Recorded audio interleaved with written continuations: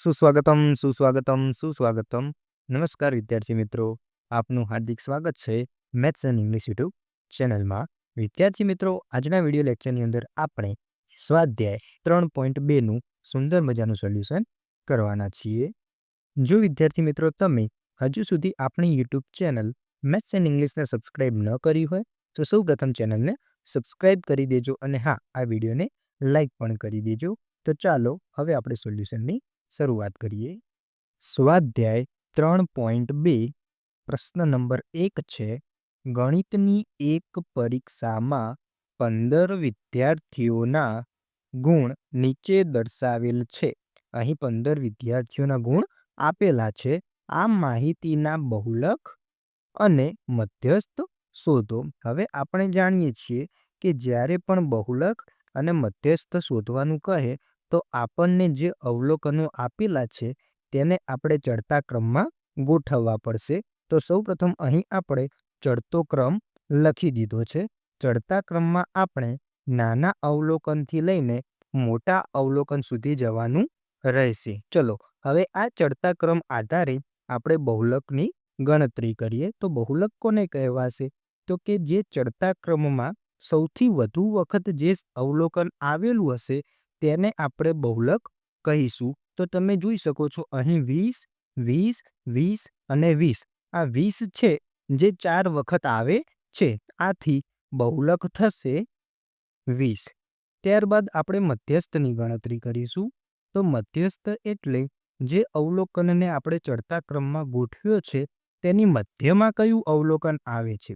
હવે તેની ગણતરી કઈ રીતે કરશું? તો અહીં આપણને કુલ 15 અવલોકનો આપેલા છે. તો 15 અવલોકનમાંથી મધ્યમાં કયું અવલોકન આવશે?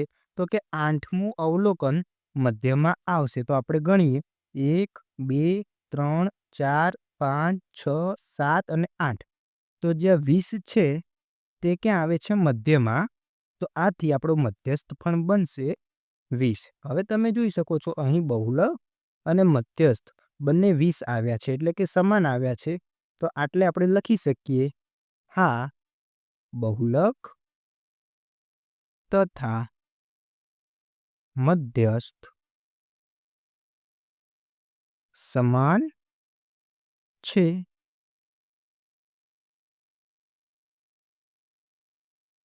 ત્યારબાદ પ્રશ્ન નંબર 2 જોઈએ. એક ક્રિકેટ મેચમાં 11 ખેલાડીઓએ બનાવેલ રન નીચે પ્રમાણે છે. અહીં 11 અવલોકન આપેલા છે. સૌપ્રથમ આપણે તેને ચડતા ક્રમમાં ગોઠવી દઈશું. હવે આ દાખલામાં આપણને સૌપ્રથમ સરાસરી એટલે કે મધ્યકની ગણતરી કરવાનું કહ્યું છે. તો સરાસરીનું સૂત્ર છે સરવાળો ભાગ્યા કુલ સંખ્યા. તો આપણને જે 11 અવલોકનો આપેલા છે તેનો ઉપર આપણે સરવાળો કરીશું અને નીચે કુલ સંખ્યામાં 11 લખીશું. અહીં સરવાળો થાય છે 429 અને કુલ સંખ્યા નીચે 11. તો 429ને જ્યારે આપણે 11 વડે ભાગીશું તો આપણને 39 જવાબ મળશે. ત્યારબાદ આપણે બહુલક શોધવાનો છે. તો બહુલક એટલે અવલોકનમાં સૌથી વધુ વખત આવતી સંખ્યા. તો તમે જોઈ શકો છો અહીં 15, 15, 15 3 વખત આવે છે. આથી બહુલક થશે 15.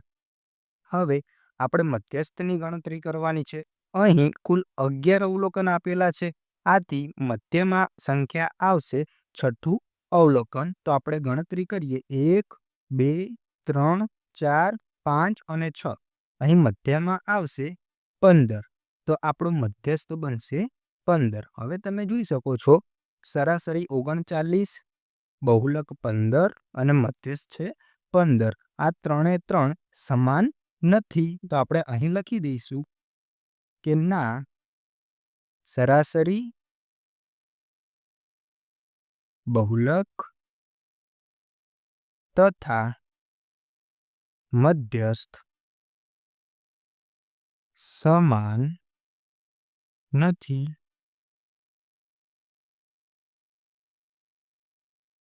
પ્રશ્ન નંબર 3.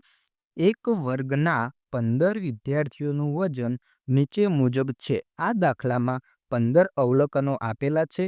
તેને આપણે સૌપ્રથમ ચડતા ક્રમમાં ગોઠવી દઈશું. હવે આપણે બહુલકની ગણતરી કરવાની છે.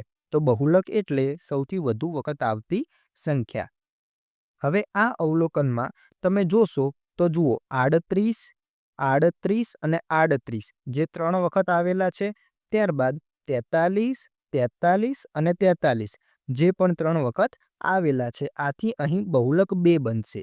એક 38 બનશે તથા 43 પણ બનશે. હવે મધ્યસ્થની ગણતરી કરીશું તો મધ્યમાં આવશે 40. આથી આપણે નીચે કહીશું હા અહીં એકથી વધુ બહુલક શક્ય છે. પ્રશ્ન નંબર 4. નીચેની માહિતીનો બહુલક અને મધ્યસ્થ શોધો.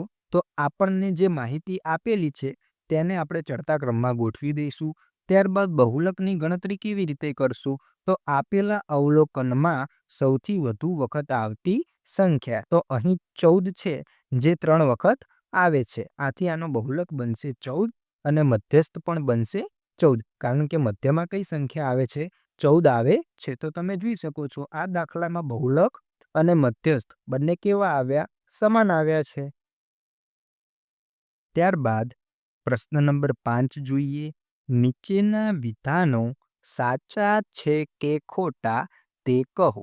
જેમાં પ્રથમ છે બહુલક એ હંમેશા માહિતીમાંની સંખ્યા હોય છે.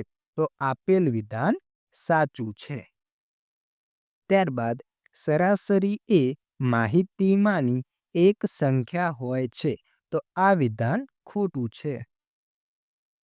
ત્યારબાદ મધ્યસ્થ હંમેશા માહિતીમાંની એક સંખ્યા હોય છે. તો વિધાન સાચું છે. ત્યારબાદ છેલ્લું છે માહિતી 6, 4, 3, 8, 9, 12, 13, 9ની સરાસરી 9 છે. તો આ વિધાન ખોટું છે. તો વિદ્યાર્થી મિત્રો અહીં આપણે સ્વાધ્યાય 3.2નું સંપૂર્ણ સોલ્યુશન પૂર્ણ કરીએ છીએ. મળીશું એક નવા વિડીયો સાથે. જોડાયેલા રહો મેથ્સ એન્ડ ઇંગ્લિશ યુટ્યુબ ચેનલમાં. ધન્યવાદ.